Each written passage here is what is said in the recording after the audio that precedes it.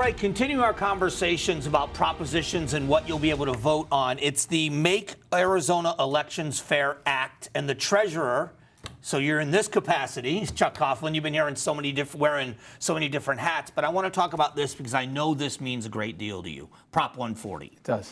So let's talk about what it would accomplish if it's passed. Yes. So a yes vote means what? It creates an open primary in Arizona. Today, what we have is a closed primary system where only Republicans can run on one ballot and only Democrats can run on the other ballot. And voters, if you're a Republican, you get a Republican ballot. If you're a Democrat, you get a Democratic ballot. If you're an independent, you have to choose one of those ballots. So they force you to vote on it. And then more importantly, as an independent, you can't run in a taxpayer-funded election.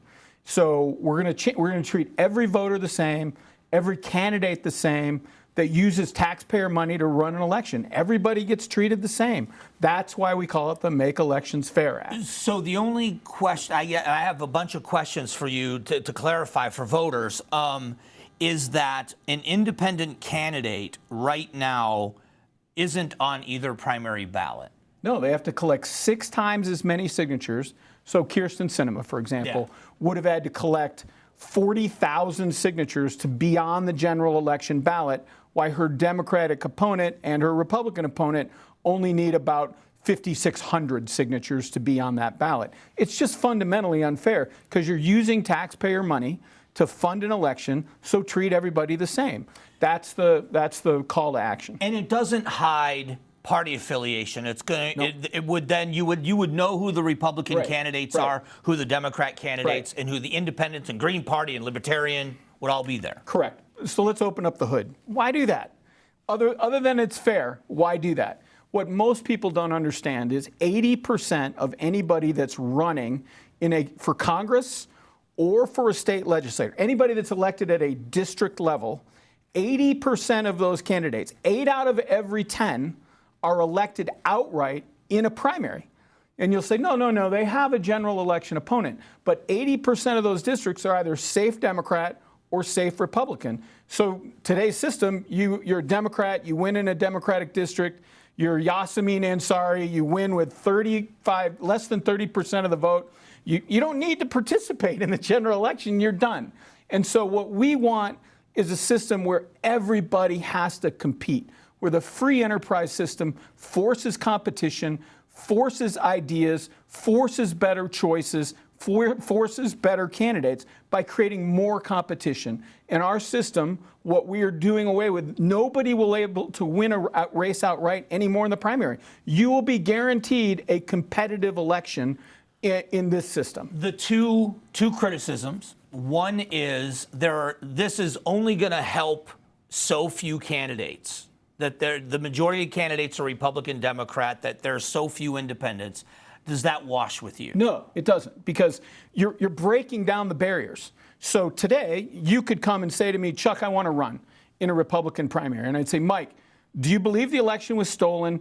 Do you believe abortion is illegal? Do you believe? I could ask you 3 or 4 questions, and I could tell right away with the electorate, because only 20% of Republicans turn out in the electorate. If you don't answer all 3 of those questions right, you're done. You can't. So in this environment, what I'm saying is that candidate is going to have to campaign in front of everybody. You're going to have to talk to the entire electorate who can vote now in your election. There's no prohibition. So it changes the mindset of the candidate to have to go compete in front of all the voters in your district. Not the majority. I mean, it'll be a majority. If it's a Republican-leaning district, I'm going to talk to Republicans. But I got to talk to I got to talk to independents too, and I may have to talk to some Democrats as well. So instead of just, Paul Johnson says this best when he ran for mayor, and remember, this is the way we run every municipal election in Arizona right now. Everybody's eligible. It's an open primary in that. So Paul Johnson says it best. I go in a traditional partisan election, I get a walking list. I just knock on one party or the other's doors. Now I got to knock on everybody's doors. I got to listen to everybody. I got to be available to everybody in my district. So then how do you respond to there is no solution to what happens after the primary? The legislature has to decide. Republicans and Democrats in the legislature don't like this. So they don't. Right. And so they've got to choose the rules. So keep this in mind. Anything is better than the current system today. Anything is better. Don't let the enemy of perfect or the enemy of good be perfect. Anything is better because today 80% of those politicians are elected outright in a primary. Under this system, 0 will be elected. So anything is better. So what we say to the legislature is you can pick the top 5 candidates to move forward or as few as 2 to move forward. That's not our call, and it's your call, and the governor and the legislature will have to agree on that. I suspect, knowing that most politicians don't like competition, they're going to choose the top 2. Mm-hmm. So you'll get races where there's a Republican against a Republican and a Democrat against a Democrat, but they'll be campaigning to everybody. So it changes the dynamic of the election. As you can see, he has quite an opinion on this. So stay tuned. Let's see how they do it. We'll be back.